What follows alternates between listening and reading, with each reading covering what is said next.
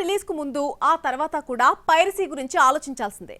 విడుదలకు ముందు ఒక టీంను సెట్ చేసుకుని పైరసీ జరగకుండా జాగ్రత్తలు తీసుకోవాలి.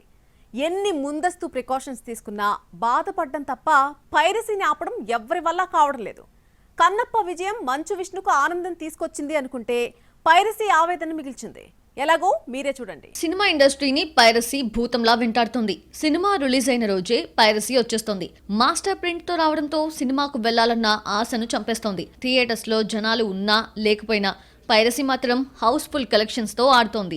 వరుస ఫ్లాప్లతో సతమతమవుతోన్న కన్నప్పకు పాజిటివ్ టాక్ వచ్చిందన్న ఆనందం పైరసీ ఆవిరి చేసింది. పైరసీ డిజిటల్ ప్రింట్ లా బయటికి రావడంతో టీం అలర్ట్ అయి 30,000 అనధికార లింక్లను కన్నప్ప టీం తొలగించింది. ఈ విషయాన్ని విష్ణు ఎక్స్ వేదికగా పోస్ట్ పెడుతూ పైరసీని ప్రోత్సహించొద్దంటూ విజ్ఞప్తి చేశాడు. పైరసీ కూడా దొంగతనంతో సమానమన్నాడు. మన పిల్లలకు దొంగతనం చేయమని నేర్పించాం కదా, అలాగే పైరసీలో సినిమా చూడడం కూడా దొంగతనంతో సమానమే. సరైన మార్గంలో కన్నప్పను ఆదరించాలని కోరాడు విష్ణు. గతంలో పైరసీ అంటే థియేటర్స్ లో ఆడియన్స్ అరుపులు వినిపించేవి. కెమెరా అటు ఇటు కదులుతూ డిస్టర్బెన్స్ చేసేది. దీంతో పైరసీని చూడాలన్న ఇంట్రెస్ట్ ని చంపేసేవి. ఇప్పుడు అలా కాదు, దాదాపుగా అన్ని మాస్టర్ ప్రింట్ లా కనిపిస్తున్నాయి. విఎఫ్ఎక్స్ వర్క్, గ్రాండియర్ లుక్ ఉన్న హిట్ సినిమాలను థియేటర్స్ లోనే చూడాలని భావించేవారు.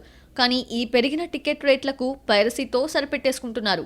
పైరసీ ఇంటికే పరిమితం కాలేదు, పబ్లిక్ అయిపోయింది. తండేల్ గేమ్ చేంజర్ ని ఏపీఎస్ఆర్టీసీ బస్సుల్లో ప్రదర్శించడంతో పైరసీ హాట్ టాపిక్ గా మారింది. సికిందర్ రిలీజ్ కి 5 గంటల ముందే పైరసీ రావటం బాలీవుడ్ కి షాక్ ఇచ్చింది.